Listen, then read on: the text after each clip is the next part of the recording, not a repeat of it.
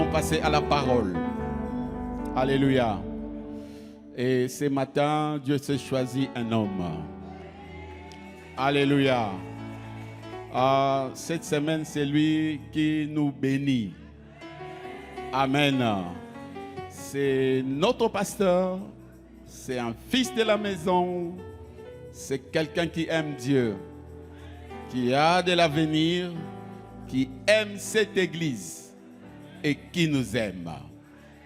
Alors encore ce matin, nous avons le privilège de recevoir de Dieu au travers de lui. J'appelle l'homme de Dieu, le pasteur Jacques Simon, sous nos acclamations. Merci.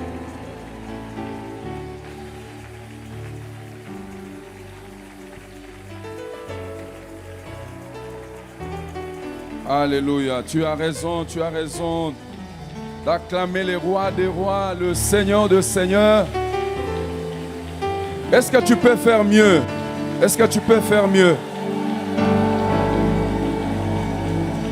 Tu dois comprendre que tu es différent d'un cadavre ce matin. Le cadavre ne peut pas faire un mouvement quelconque. Nous avons la grâce, le privilège d'être dans sa présence. C'est pourquoi le roi David dit, un jour dans ses parvis vaut mieux que 1000 ans passés ailleurs. Alléluia. Je ne sais pas, peut-être hier tu étais dans une fête, mais laisse-moi te dire que ce matin en ce lieu, il y a mieux que hier dans ta fête. Alléluia. Chaque instant qu'on passe dans sa présence, il y a quelque chose qui arrive dans notre vie. Même si tu ne le sens pas. Alléluia. Même si tu ne peux pas le sentir dans ton corps physiquement, mais tu dois savoir que le fait que tu as mis tes pieds dans la maison de Dieu, le fait que tu es dans sa présence, l'atmosphère de sa présence va revêtir ta vie et ta semaine va être affectée à cause de cette atmosphère. Que le nom du Seigneur soit béni. Je lui suis très reconnaissant. C'est lui qui nous donne la capacité de faire tout ce que nous pouvons faire. Alléluia. Par sa grâce, cette semaine, comme le pasteur venait de le dire, nous étions là pour nous conduire dans la prière et pour partager la parole du Seigneur. Je rends toute la gloire à notre Père Céleste, mais aussi à nos parents spirituels, Daddy Dominique et Mommy Hélène, pour ce qu'ils représentent pour nous. Un grand merci au pasteur Guy Roger, qui est notre superviseur. Et je salue chacun d'entre vous ce matin. Que la paix du Seigneur soit le partage de tout un chacun d'entre vous. Je ne sais pas quel est le problème qui te préoccupe ce matin, mais j'aimerais te garantir que le Dieu que tu es venu adorer, célébrer, apporter tes offrandes et tes dîmes ce matin, il te connaît particulièrement. Amen.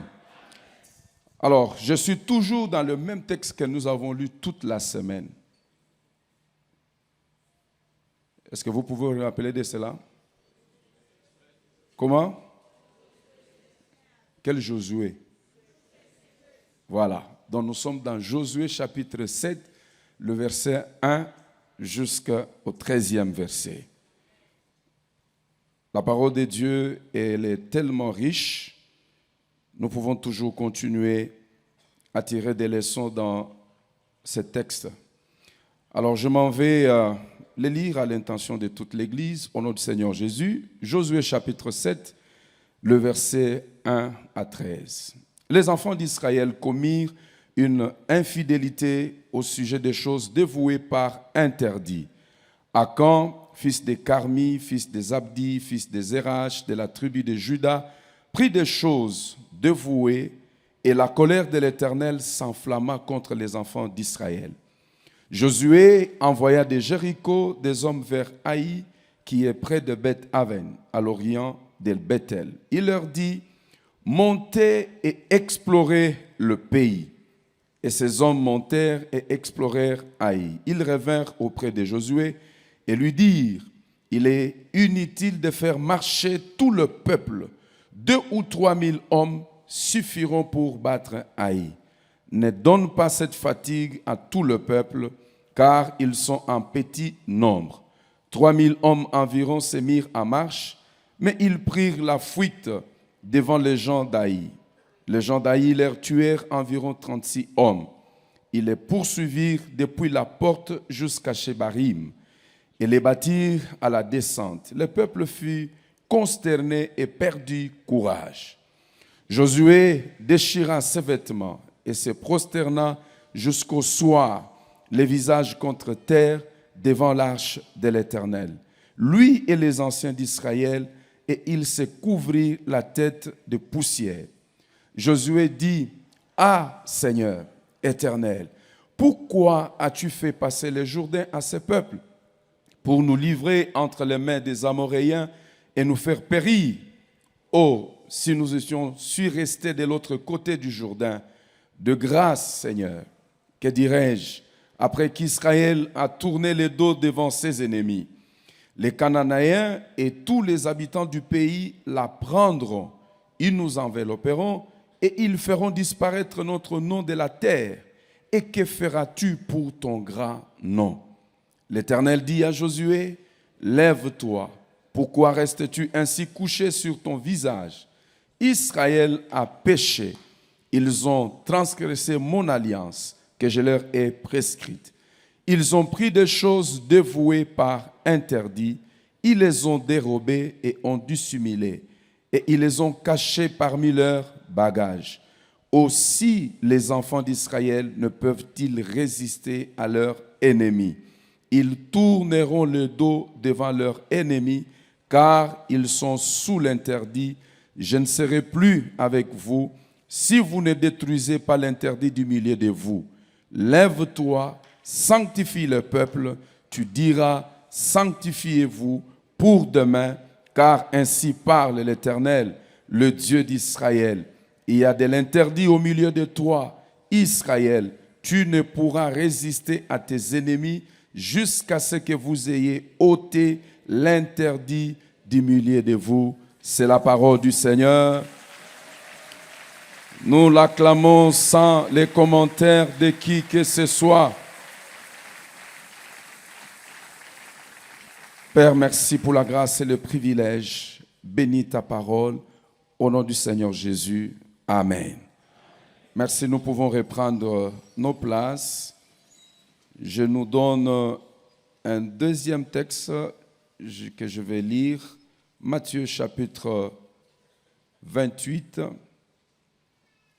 le verset 19 et le verset 20.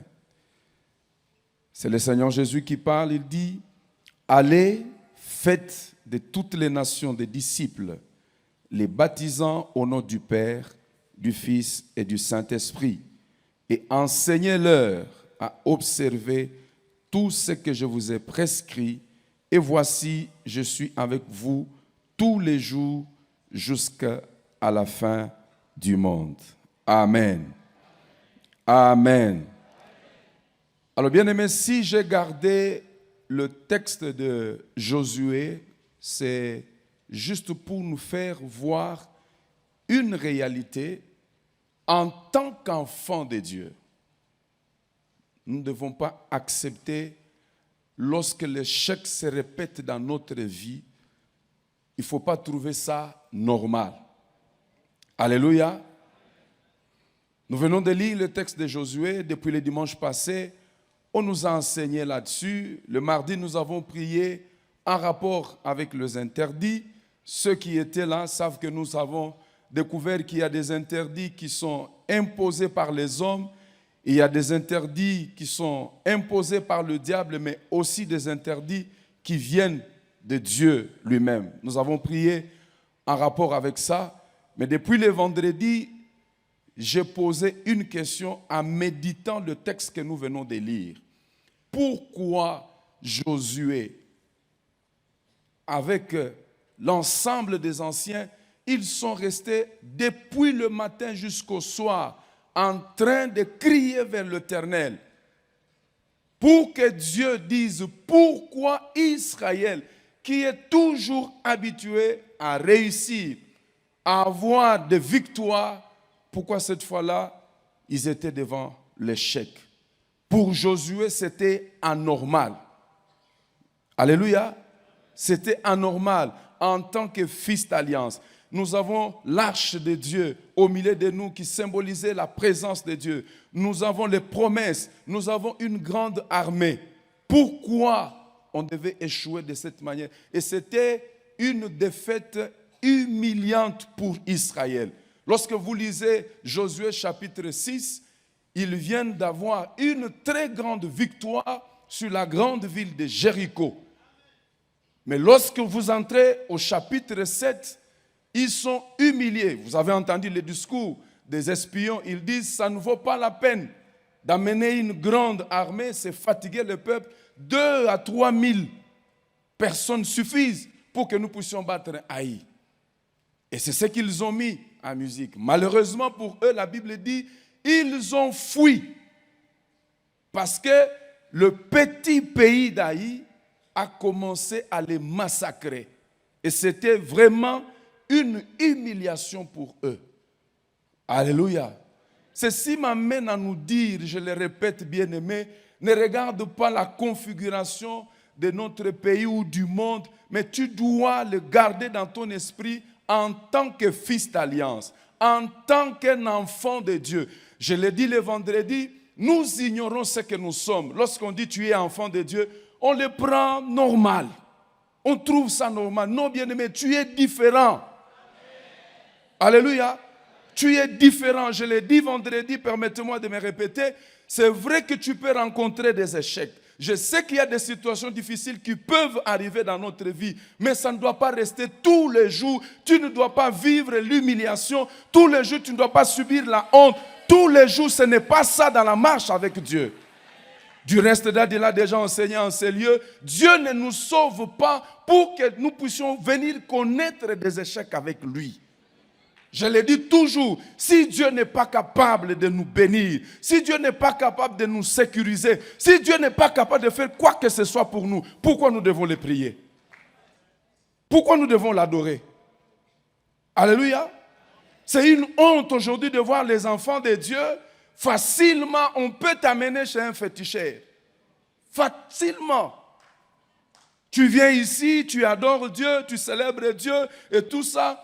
Dès qu'il y a un problème qui arrive, quelqu'un qui vient qui dit, tu vois ce genre de choses, je connais quelqu'un à Kingasani, je connais quelqu'un à Barumbu, je sais, comment ça s'appelle?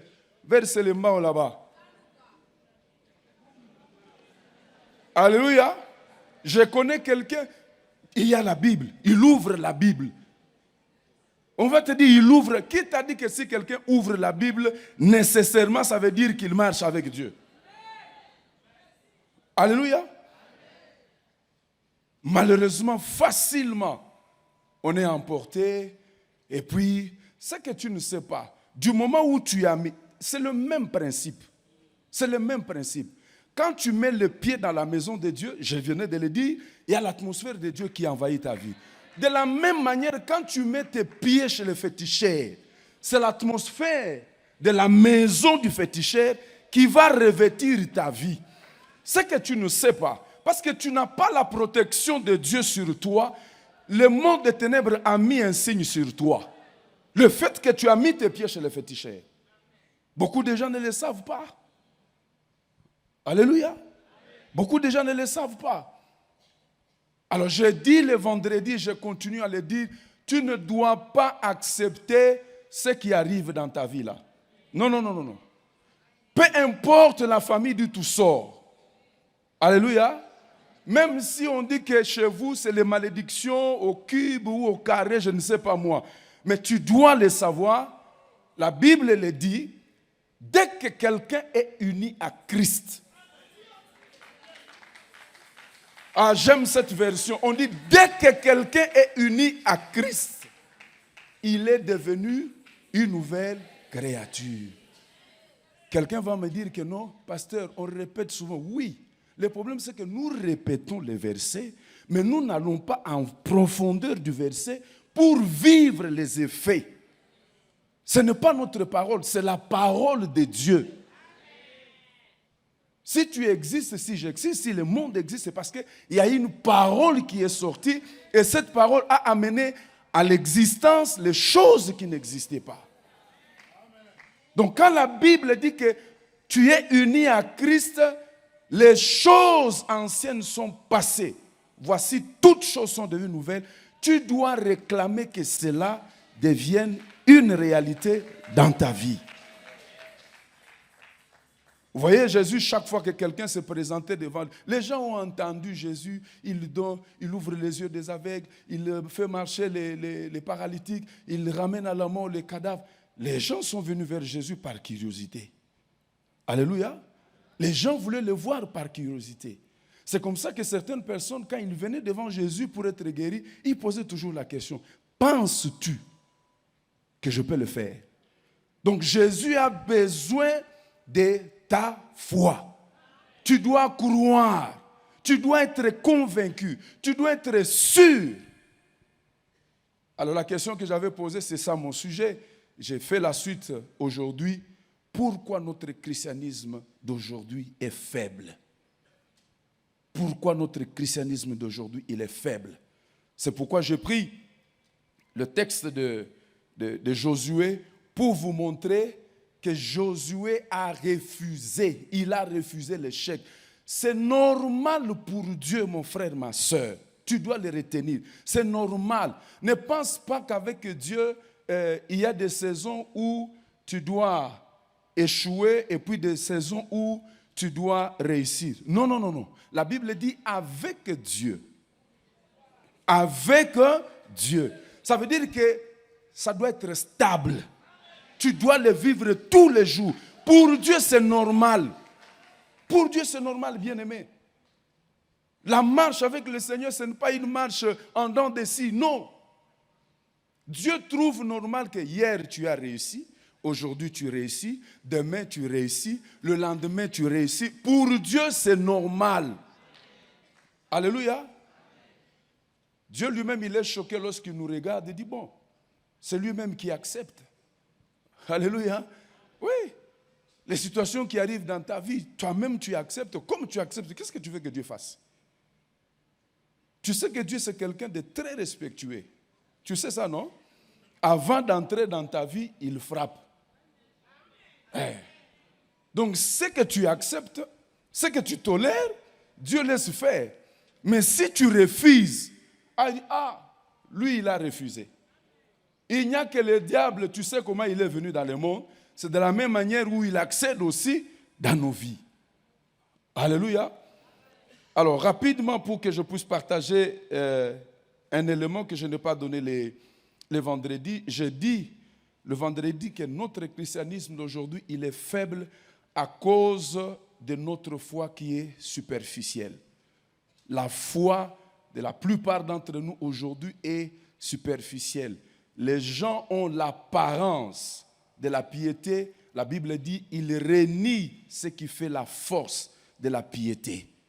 Il renie. Beaucoup de gens ne sont pas en communion avec Dieu. Nous sommes là, oui, c'est un dimanche, nous sommes venus, on célèbre le Seigneur, on fait tout ce qu'on peut faire. Dès que nous quittons le temple, nous rentrons dans nos demeures. Qui est celui qui veille sur sa communion, sur son intimité avec le Seigneur? Nous tous, on est préoccupés dans nos affaires et tout ça. Un bien-aimé, c'était sa première fois d'arriver en Europe. Il m'a posé la question parce que je ne comprends rien. Je ne comprends rien. Partout, je vois les gens en train de courir. Partout, je vois. Je lui dis, c'est ça la vie en Europe.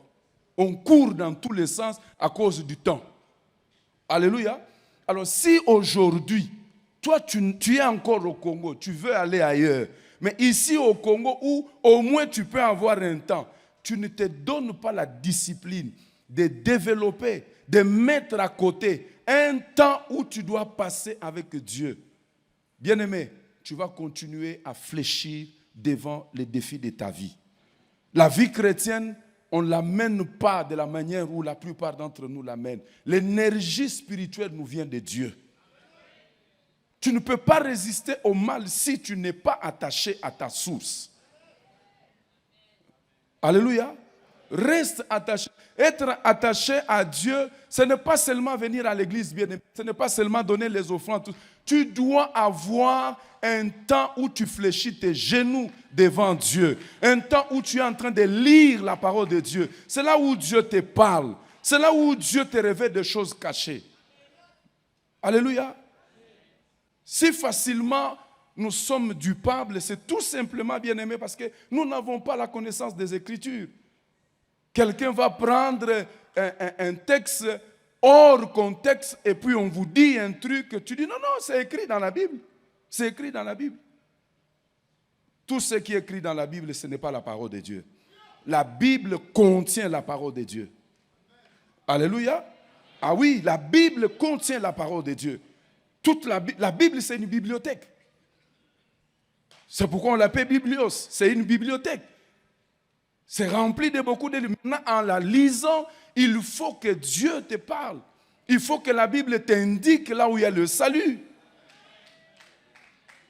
Mais si tu n'as pas l'habitude de la lire, tu n'as pas l'habitude de la méditer, c'est pourquoi facilement on peut te tromper. C'est pourquoi facilement lorsque tu es devant des épreuves, pourquoi cette Bible-là, pourtant plutôt, elle te dit persévère.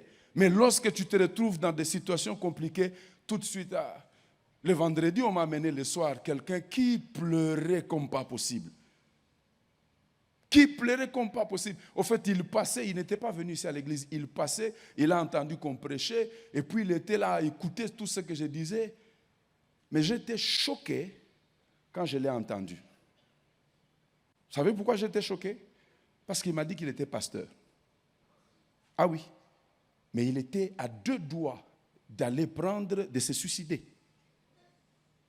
Ah oui. Les amis de l'évangélisation me l'ont amené le vendredi soir. Je lui ai posé la question, qu'est-ce qui se passe? Il a essayé de m'expliquer et tout ça. Je lui ai dit, bon, je vais être très clair avec toi. 1, va fermer l'église. Ah oui, je lui ai dit, ferme cette église et retourne sur les bancs.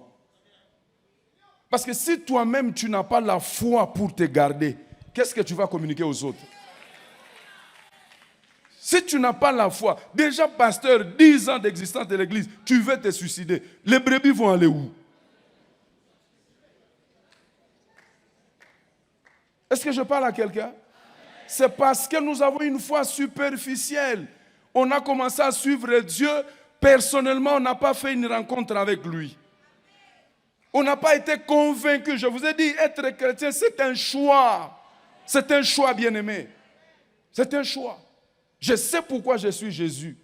Je ne le suis pas à cause de la foule, mais je le suis parce que je l'ai rencontré. Alléluia. Notre christianisme est faible parce que nous sommes entrés dans la compromission du monde.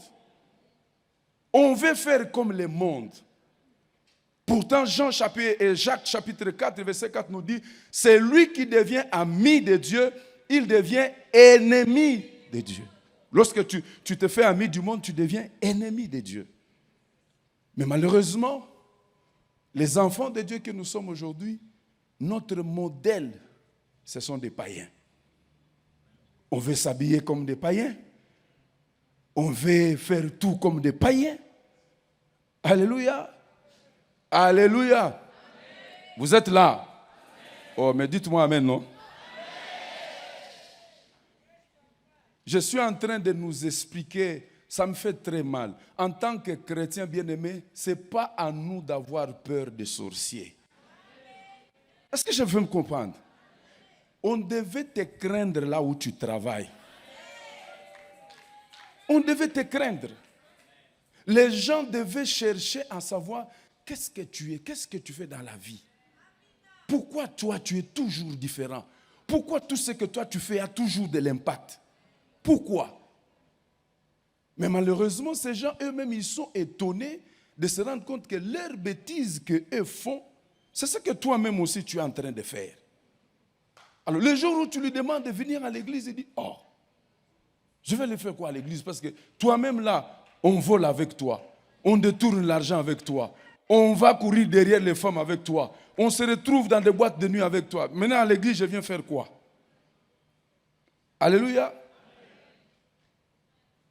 Je vous ai dit ce que j'ai entendu pour ceux qui étaient là vendredi. Lorsqu'un musicien chrétien, il dit qu'il a comme modèle un musicien païen.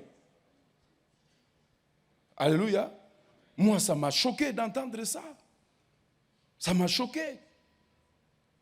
Mais malheureusement, nous, on ne va pas examiner les choses. On va seulement aussi suivre parce qu'on se dit, c'est un chrétien. Bien-aimé, la Bible dit, en veillant les uns sur les autres, tu dois veiller sur toi-même.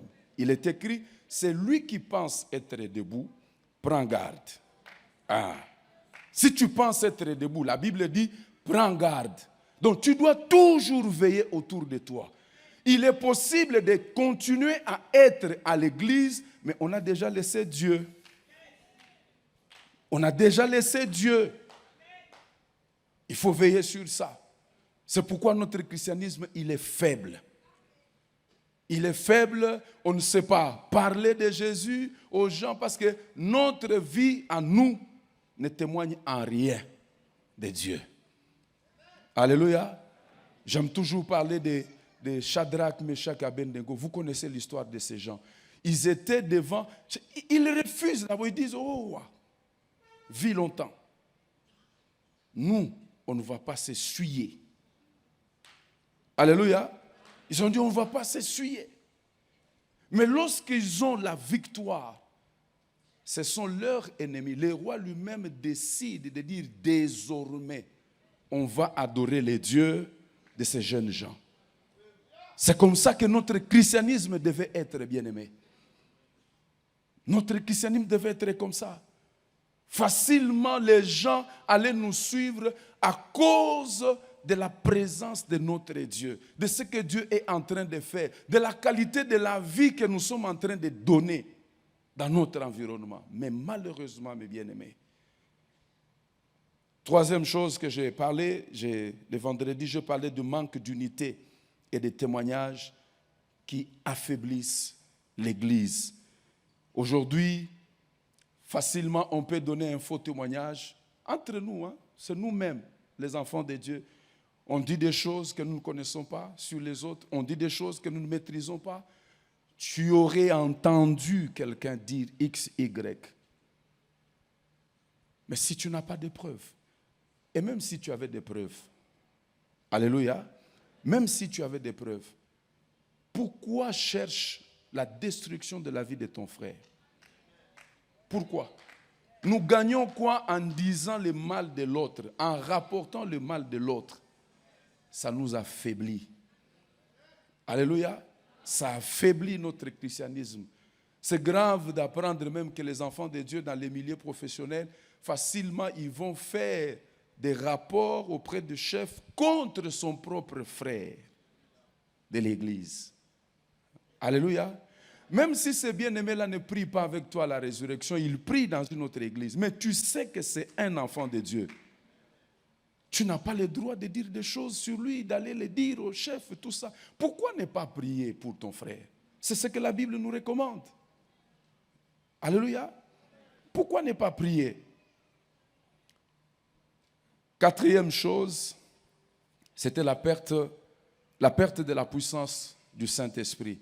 L'Église primitive était caractérisée par la manifestation de la puissance du Saint-Esprit. Le jour où le Seigneur Jésus est en train de dire aux apôtres qu'il s'en va, ils étaient tristes, mais il leur a dit, ne soyez pas tristes parce que je vais vous envoyer quelqu'un d'autre qui sera avec vous, qui va vous guider, qui va vous diriger. Mais malheureusement, aujourd'hui à l'église, on est en train de faire les copier-coller. Je l'ai dit le vendredi, la prière en langue, c'est une prière puissante. C'est une prière puissante. Si elle est véritablement inspirée par le Saint-Esprit. Alléluia. Je parlais d'un bien-aimé que nous avons connu dans notre génération. Il entendait tellement quelqu'un qui priait, Seigneur, je te bénis parce que tu es 3 fois saint. Je te bénis, tu es 3 fois saint. Seigneur, je te bénis. Seigneur, inonde-moi. Seigneur, inonde-moi. Parce qu'il voulait faire du copier-coller. Vous savez maintenant comment lui prier. Seigneur, je te bénis parce que tu es 3 fois 5. Donc maintenant, lui, il a multiplié. Il inondait, maintenant, lui, il priait, Seigneur, inonde-moi, inonde-moi. Parce qu'on veut faire du copier-coller. Je reconnais qu'il y a une prière en langue poussée par l'Esprit de Dieu. Tu entends tellement ça sonne chez les autres que tu as commencé aussi. À lui, il dit. Toi aussi, tu commences à faire. Alléluia. C'est pas ça ce que Dieu attend. La puissance du Saint-Esprit bien-aimé, malheureusement, c'est ça ce que nous avons dans nos têtes. La puissance du Saint-Esprit n'est pas là seulement pour qu'on chasse les démons. Ouais. Si Jésus nous a donné la puissance du Saint-Esprit, ce n'est pas seulement pour chasser les démons. Tu es avocat, tu es médecin, tu es architecte, tu as besoin de la puissance du Saint-Esprit. Ce que je suis en train de dire, les avocats, le médecin, les architectes savent qu'à un certain niveau, à un certain moment dans leur métier, il y en a qui font appel aux esprits.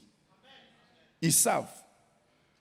Tu vois, quand tu construis ta maison, tu ne sais pas pourquoi certaines maisons, ils ont des signes au sommet là. Toi, tu ne comprends rien.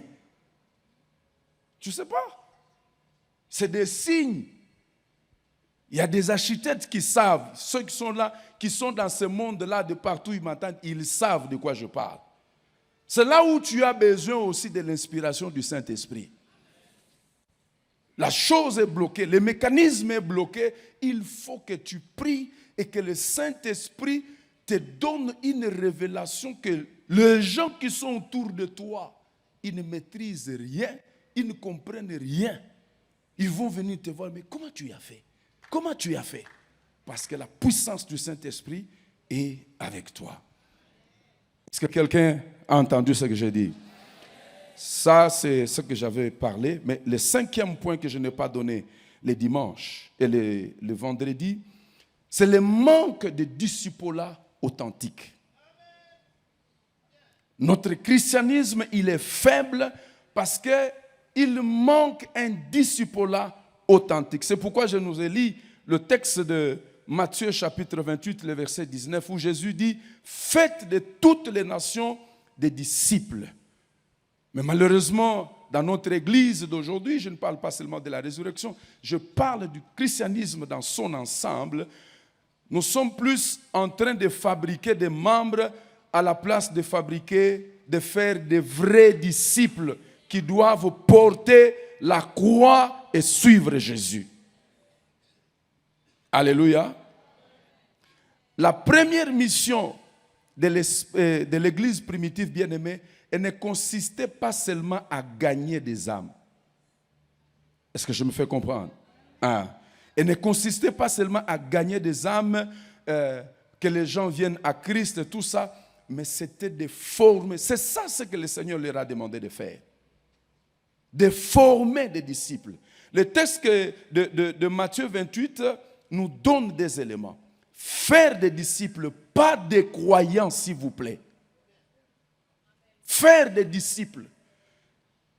S'il y a des faiblesses dans notre christianisme d'aujourd'hui, c'est parce que nos églises sont remplies de croyants et non de disciples. Pourquoi vous ne me dites pas amen? C'est ce que Christ a demandé. Faire des disciples. La première des choses. La deuxième des choses, les enseigner à obéir à la parole. Alléluia. Les croyants, facilement, ils peuvent être là. Mais un disciple, il est appelé à obéir à la parole qu'il a entendue de son maître. Alléluia. N'appelons pas les gens seulement à la conversion, bien-aimés, mais nous devons appeler les gens et les former pour qu'ils soient des disciples. Les disciples, lorsqu'il est devant des difficultés, il ne va pas renier. Alléluia. Non, il ne va pas renier. Nous sommes faibles au jour d'aujourd'hui, bien-aimés, parce que nous manquons cet élément-là. Nous manquons des disciples dans nos églises. Nous insistons beaucoup que les gens se convertissent, que les gens se convertissent. Oui. Alors, les païens sont en train de venir. Tu vois, il faut faire très attention. Nous avons le service de la Sainte Seine. Je ne veux pas aller trop dans des définitions et tout ça. Quelqu'un peut se convertir juste en changeant son environnement. Est-ce que tu comprends ce que j'ai dit? À supposer qu'il était habitué à aller dans des terrasses et tout ça. Hein? Un exemple simple que je nous donne. Il s'est converti. Moi j'ai laissé ces histoires-là. Il va te dire, j'ai laissé ces histoires-là. Mais malheureusement, ce qu'il faisait dans le terrasse, il est capable de le faire même chez lui. Est-ce que tu comprends ce que je dis? Il a juste changé de milieu. Il a juste changé de milieu. C'est pourquoi on parle du disciple. Conséquence, bien-aimés, nous avons beaucoup de croyants qui sont dans nos églises, mais nous avons très peu de transformés. Alors, très peu de gens qui sont transformés. Quand un enfant de Dieu qui vient à l'église, il suffit qu'il y ait un petit problème comme ça, l'injure sort. Tu vois? L'injure sort. Un enfant de Dieu facilement à l'église, je les vois. On est là ensemble, on vit tous les jours ensemble. Facilement, ton frère te salue, tu boudes, tu passes. Mais entre-temps, tu viens, tu es en train de servir. Tu boudes. Il y a des gens dans cette église ici, on ne se salue pas. Si je te demande qu'est-ce que je t'ai fait, tu vas dire quoi? On ne se salue pas. Laissez-moi nous dire la vérité. Pourquoi? Est-ce qu'on est des ennemis? Alors, on ne se salue pas, pourquoi? C'est normal qu'on ne voie pas tous ensemble les choses de la même manière. C'est normal. Dans la société des humains, c'est ça. C'est normal. Mais est-ce que c'est pour ça qu'on doit être des ennemis? Ça nous affaiblit. Alléluia. Ça nous affaiblit en tant qu'Église. Et le diable le voit. Rappelez-vous de Jean chapitre 17, dans la prière de Jésus, sa prière sacerdotale, il parle à son Dieu, à son Père, en disant que nous puissions nous aimer parce que c'est ça le signe que le monde va voir. C'est par ce signe que le monde saura que nous sommes de Dieu. Donc, quand le monde nous regarde, il voit déjà les divisions, il voit déjà les mésententes. Conclusion, ils ne sont pas de Dieu. C'est Jésus qui a dit, Jean 17. Alléluia. Il y a très peu de transformés au milieu de nous. C'est pourquoi le pasteur, il peut parler, il parle, et puis il regarde, il dit, mais qu'est-ce que je dois faire? Alléluia. Qu'est-ce qu'on doit faire? Vous trouvez ça normal? Voyez comme on est en train de filmer là. C'est parce qu'à un moment, la presse a pitié de vous. Sinon, la presse allait commencer toujours à vous sortir. Pendant qu'on prêche là, il y a des gens qui sont dans leur TikTok, dans leur téléphone là. C'est parce que la presse a pitié de vous. Et pouvez juste, on braque la caméra là, et puis paf, tout le monde est en train de voir ce que tu fais. Ça, c'est juste un élément qui démontre que tu n'as rien à voir avec Christ. Parce que tu ne peux pas être dans la maison de Dieu pendant qu'on est en train de faire les choses de Dieu. Toi, tu es dans ton téléphone. Tu fuis quoi? Tu cherches quoi dans ton téléphone? Alléluia. Chaque chose a son temps, bien-aimé. Si nous avons quitté nos maisons, ça c'est le temps d'adorer Dieu. Ça c'est le temps d'écouter la parole de Dieu. Ça c'est le temps de célébrer Dieu. Mais toi-même à l'église, tu es là avec ton téléphone en train de s'écrire et tout ça. Ce qui est grave, on appelle Nazana Église, Nazana Église. Et puis tu vas crier Nzambe, Ozomonangate, Nzambe, Ozomo. La Bible dit Dieu honore celui qui l'honore. Ne vous en faites pas. Même si tu ne vois pas Dieu venir te donner un coup de chic-note quand tu es à l'église, mais il regarde. Il regarde ce que tu fais. Dieu regarde ce que tu fais. Dieu est en train de voir nos gestes qu'on fait là, en cachotterie là. Dieu voit tout. Et quand il faut honorer, il sait. De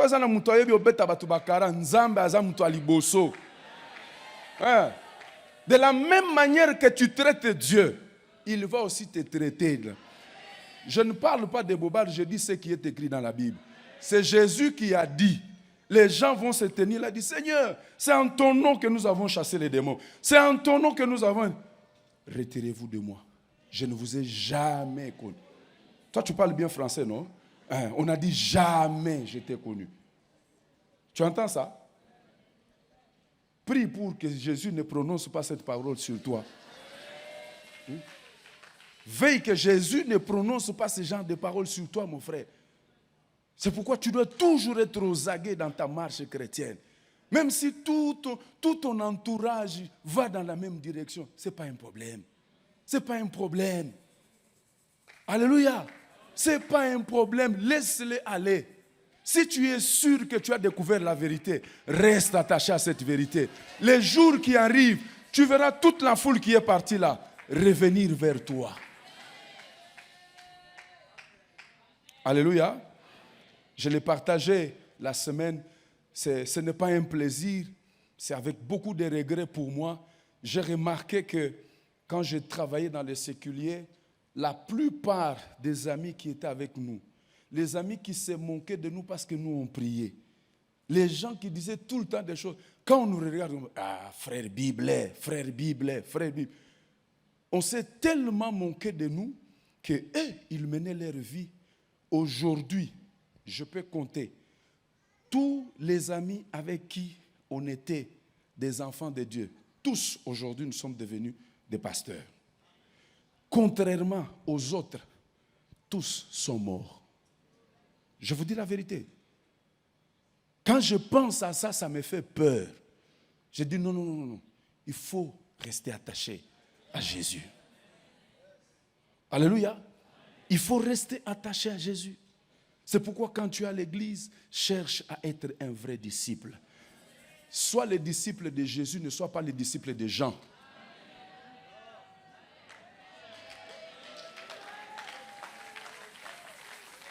Ici à l'église, soyons des disciples de Jésus-Christ, pas des disciples de Jean. Ne suis pas les gens là qui sont venus te dire, écoute, nous on a commencé, nous ceci, nous cela. Il y a trop de ces théories-là, bien-aimés. Nous sommes venus chercher Dieu. C'est Dieu que nous sommes venus chercher en ces lieux. Alléluia. Nous avons besoin de gens qui sont transformés. Nous avons besoin de fidèles qui sont matures. Les disciples, c'est des fidèles qui sont matures. Des gens qui peuvent comprendre facilement ce qu'on leur demande de faire. En matière d'offrande dans cette église, je bénis toujours Dieu pour le pasteur qui nous a donné. Pour que tu n'ailles pas raconter des histoires dans cette église-là, Daddy a toujours dit, si tu n'es pas convaincu de donner ton offrande, ne donne pas. Ne donne pas. Garde ton argent. Et tu vas voir que Dieu va continuer à soutenir son œuvre. Mais si dans ton esprit tu te dis, ah, si on donne, c'est pour les enrichir, c'est pour, tu vois ceci, tu vois cela, tu peux garder ton argent, mon frère. Tu peux le garder. Et Dieu va te démontrer qu'il est Dieu dans son église. Alléluia. Les disciples, c'est quelqu'un qui a de la maturité. Lorsqu'on donne une instruction, on ne pose pas de questions. Oui, le pasteur a dit, aujourd'hui on va faire telle chose. On fait. C'est ça les disciples. Les disciples ne se mettent pas à poser des questions. Pourquoi il nous demande de faire ça? Est-ce que lui-même il est là? Tu manifestes déjà de l'impolitesse. Alléluia. Oui. Lis les évangiles. Chaque fois que Jésus a envoyé ses disciples, vous avez entendu les disciples lui poser des questions? Seigneur, pourquoi tu nous envoies? D'ailleurs, quand il les renvoie dans notre écriture, là, il dit, lorsque vous allez partir, n'amenez rien. Yo tinda batuna mission, on peut s'affrer des missions. Alléluia. C'est Jésus. Il les a envoyés sans leur donner les frais de mission. Paul qui dit, Pierre qui dit, Seigneur, maintenant on a tout abandonné. J'imagine que Pierre était en train de réfléchir à son business. Comment... Seigneur, entre nous, dis-moi un peu. On a tout abandonné pour te suivre seulement toi. En retour, Seigneur, soyons sérieux, on a quand même des familles. C'est comme ça que ça s'est passé. Toi, tu penses que parce qu'on est en train de le lire dans la Bible, c'était comme une mythe. Non. Ils étaient là en train de parler. Jésus, comme on dit que c'était lui le grand frère. Bon, je ne veux pas entrer dans ce que les pasteurs disent souvent. Alléluia. Mais il a pris son courage. Il a dit au Seigneur, dis-nous, Jésus, dis-nous un peu. Hein? Nous avons une clarté dans ma solo. Alléluia. Mais l'important pour Jésus, c'était quoi? Obéir d'abord. Je me suis rendu compte que chaque fois que le Seigneur nous donne une instruction et que nous obéissons à l'instruction, même si tu n'as rien compris, mais en obéissant à l'instruction, c'est là où tu commences à vivre les choses. Donc même si tu n'as rien compris, pourquoi on te demande d'aller à gauche, d'aller à droite? C'est ce que je dis à ces bien-aimés-là. Je leur dis, je pense que l'appel de Dieu peut être sur ta vie, mais le moment d'aller commencer l'appel, ce n'est pas ce que tu as fait. C'est pourquoi rentre d'abord. Reste assis sur le banc jusqu'à ce que je vous ai déjà donné mon témoignage bien-aimé. Je l'ai entendu depuis longtemps. Mais j'ai commencé à exercer comme pasteur 30 ans après. Je bénis Dieu pour les gens qu'il avait mis sur mon chemin. Ils m'ont dit, même si tu commences à prier pour les gens tombent. Tu vois des miracles. Reste assis sur le banc jusqu'à ce que Dieu viendra te prendre et t'amener à la chair. C'est pourquoi j'ai un principe dans ma vie. Je suis tellement convaincu que si Dieu m'a appelé, Dieu ouvrira toujours une porte pour moi. Toujours. Toujours. Alléluia. On a besoin de gens qui sont matures. Des gens qui sont matures. La résurrection a aujourd'hui combien d'âge? Combien d'années? 30 combien? C'est l'âge de la maturité. Chaque enfant de la résurrection, on devait se comporter comme des gens qui sont vraiment matures dans notre manière de faire les choses. Alléluia. Voyez, aujourd'hui, on se poumonne, par exemple, pour faire toujours des spots, vous expliquer, quand vous venez dans la maison de Dieu, regarde comment vous devez vous comporter. Ça démontre encore qu'on est moins mature, on ne comprend pas c'est quoi la maison de Dieu. Je l'ai toujours dit, bien-aimé, l'atmosphère de ce cadre ici, il y a des paroles qui ont été déclarées. C'est pourquoi tu viens souvent prier à l'autel. Tu peux prier en touchant les murs parce qu'il y a des paroles qui sont sorties. On a demandé à Dieu. Pourquoi les gens vont en Israël pour toucher les murs de lamentation? Ça fait combien de siècles depuis que Salomon avait prié? Alléluia. La parole de Dieu, elle est vraie. Il n'y a que des gens qui sont matures, qui peuvent comprendre que l'âge que j'ai aujourd'hui dans ma marche avec le Seigneur, ça, je ne peux pas le faire. Alléluia. Un disciple mature ne peut pas poser de questions s'il doit donner la dîme ou pas. Pourquoi il y a très peu d'amen? Un disciple mature, on ne peut pas lui rappeler que chaque fois que tu viens dans la maison de Dieu, tu dois amener ton offrande et une bonne offrande. Non. Au stade où nous sommes, tu parlerais comme David. Je ne peux pas donner à mon Dieu ce qui ne m'écoute pas.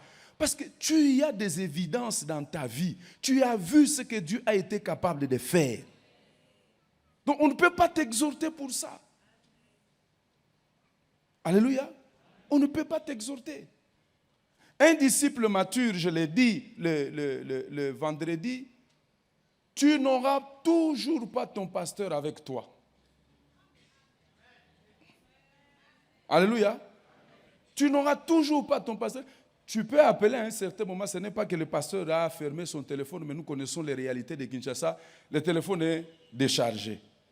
Bon, pour toi, dans ta situation, tu veux seulement que le pasteur prie. Si toi-même, tu ne sais pas exercer ta foi, dis-moi, tu vas faire quoi? Alléluia. Tu dois être en mesure toi-même de prier jusqu'à ce que Dieu te réponde. Parce que le même Saint-Esprit qui se trouve chez les pasteurs, c'est le même Saint-Esprit qui est aussi en toi. Tu viens vite, pasteur. Hey, j'ai vu là-bas, j'ai vu mon collègue là, quand il vient au bureau, il saute, il fait des gesticules. Je l'ai toujours dit, fais-le aussi. Fais-le aussi. Prends ta bouteille d'huile d'onction, tu viens, toi aussi tu es en train de sauter. Vous savez quoi? Ce monde ici, c'est un monde d'intimidation.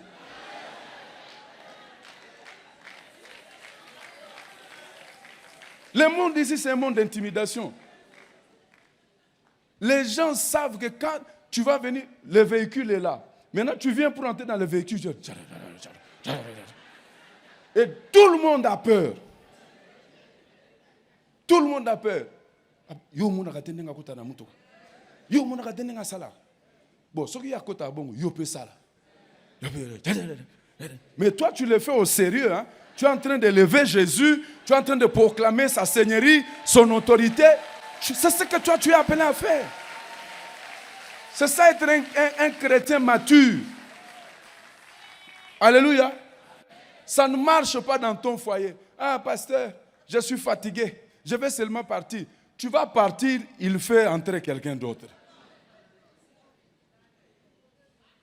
Bats-toi. Alléluia. Je dis, bats-toi. Regarde. Dieu me fait comprendre chaque jour qu'il y a des choses qu'il faut récupérer seulement par la prière. Il y a des hommes et des femmes, quand tu vois les réalités qui se passent dans leur vie, tu regardes, tu dis, non. Il y a des réclamations sur la vie de quelqu'un. Alors, qu'est-ce qu'il faut faire? Fléchis les genoux. Fais comme Josué. Josué a prié Dieu, il voulait savoir pourquoi on a connu l'échec. Pourquoi, Seigneur? Ce n'est pas dans notre ADN. Pourquoi l'échec est là, Seigneur? Jusqu'à ce que Dieu les a révélés, le pourquoi ça ne marchait pas. Alors, quand Dieu te révèle quelque chose, il te donne aussi la solution. Et c'est ce qu'il leur a dit. Hey, il y a de l'interdit au milieu de vous. Seigneur, on fait quoi? Il faut ôter l'interdit. Mais toi, tu es seulement en train de pleurer. Tu peux récupérer ton homme là. Tu peux récupérer. Bon, je vais vous donner un secret, maman.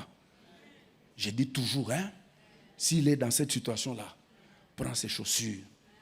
Prends son habit là de... Ouais, ça. Parle. Tu le réclames. Alléluia. Tu le réclames. C'est pourquoi, bien-aimé, n'entre pas dans le mariage si tu n'as pas versé la dot. La dot, mon frère, te donne la possibilité, si ta femme est combattue, elle te donne le pouvoir de la récupérer spirituellement. Hein? La dot te donne cette autorité-là. Mais si tu as la dette,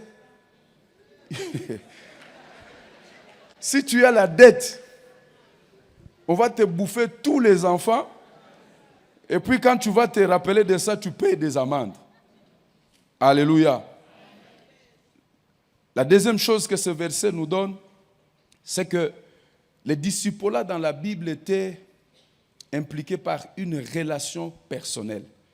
Lorsque vous lisez la Bible, dans Marc chapitre 3, verset 14, il est dit, il en établit 12 pour les avoir avec lui et pour les envoyer prêcher.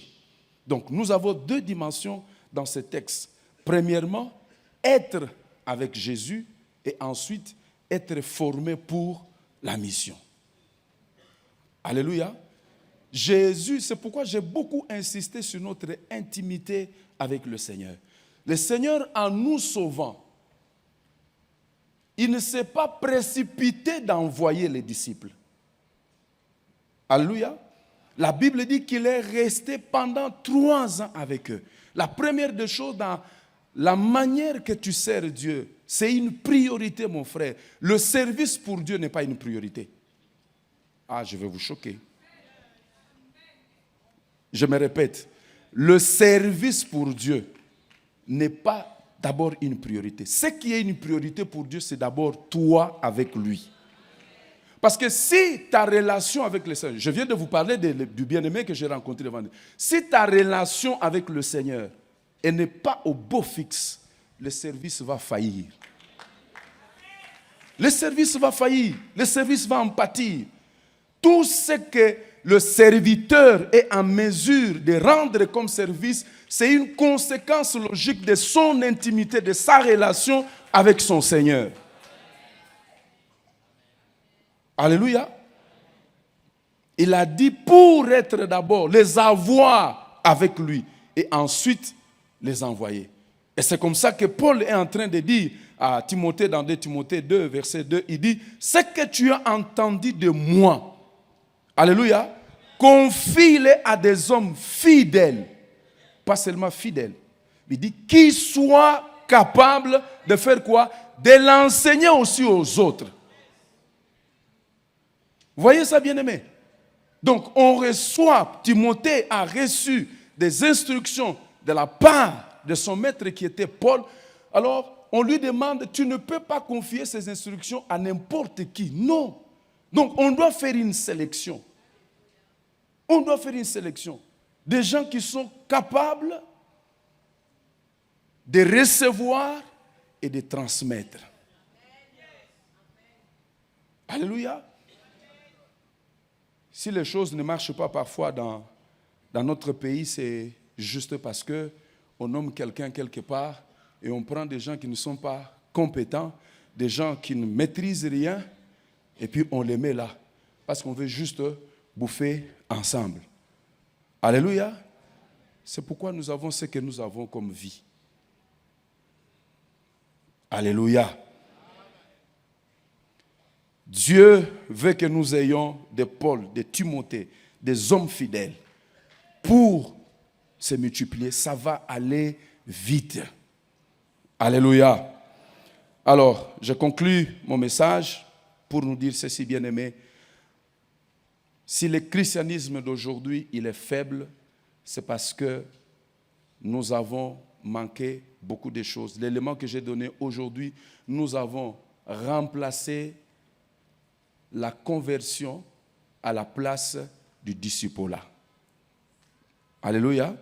C'est une bonne chose que nous puissions amener les gens à l'église, mais nous devons travailler, nous assurer que ces hommes et ces femmes sont des disciples de Jésus. Alléluia. Sont des disciples de Jésus. Laissez-moi ouvrir cette petite parenthèse. J'ai observé aussi que certains, en allant gagner les gens, au lieu de faire de ces gens des disciples de Jésus, de montrer à ces gens Jésus-Christ, on est en train de parler de soi. Alléluia. Donc, par exemple, moi, je gagne des gens et tout ça, mais au lieu de leur parler plus de Jésus-Christ, je leur parle de moi. Tu vois, moi, Jacques Simon. Tu vois, moi, Jacques Simon. Alors, les jours où il y a une petite défaillance dans ma vie, tous ces gens-là, ils perdent leur foi. Pourquoi? Parce que je ne leur ai pas montré Jésus, mais je leur ai présenté Jacques Simon. Ne faisons pas cette erreur-là, bien-aimés. Christ t'a sauvé, il m'a sauvé, mais c'est pour que nous puissions montrer aux gens, regarde, c'est lui qui sauve. C'est Jésus-Christ. Alléluia. C'est Jésus qui sauve. Ce n'est pas Jacques Simon qui sauve. Je ne suis qu'un canal pour t'orienter, te montrer la voie. Alléluia. Je parlais à une dame hier soir, je lui ai dit, écoute, la personne qui est très attachée à toi peut avoir commis un grand mal devant vous. Mais vous ne devez pas ignorer que si cette personne a reconnu son péché devant le Seigneur pardonne. Alors si Dieu a pardonné, toi tu es qui pour condamner la personne? Alléluia. Toi, tu es qui pour condamner la personne? Je le disais, la Bible est claire. Jésus a dit, ce sont les malades qui ont besoin du médecin. Et s'il était venu sur la terre, c'est pour les malades. Qui est malade? C'est celui qui vit dans le péché. Alléluia. Enseignons la parole de Dieu aux gens. Enseignons la parole de Dieu. Dans des petits moments que nous pouvons nous retrouver. L'efficacité de l'Église, bien-aimé, j'ai fini mon message. L'efficacité de l'Église, ce n'est pas quand nous sommes nombreux comme ça. L'efficacité de l'Église, c'est quand on se retrouve à 2, à 3. Si on se met là pour prier, si on se met là pour partager la parole de Dieu. Mon frère, regarde ce qu'a été ma méditation. De ton côté, c'était comment? Est-ce que tu peux m'expliquer? C'est comme ça que nous autres, là, par la grâce de Dieu, on a grandi dans les choses de Dieu. Mais essaye un peu de regarder aujourd'hui. Chaque fois que vous vous retrouvez à 2, à 3, à 4, vous parlez de quoi? Vous parlez de quoi? Est-ce que c'est la parole de Dieu qui est le sujet de votre partage, ou on se met à parler de la vie des autres, de comment l'autre est habillé? Tu as vu ce qui est arrivé? Ça ne veut pas nous édifier. Ça ne va pas nous aider, bien-aimés. Alléluia. On ne devait pas se réjouir du malheur de notre prochain. Non. Est-ce que je parle à quelqu'un? Que Dieu te bénisse.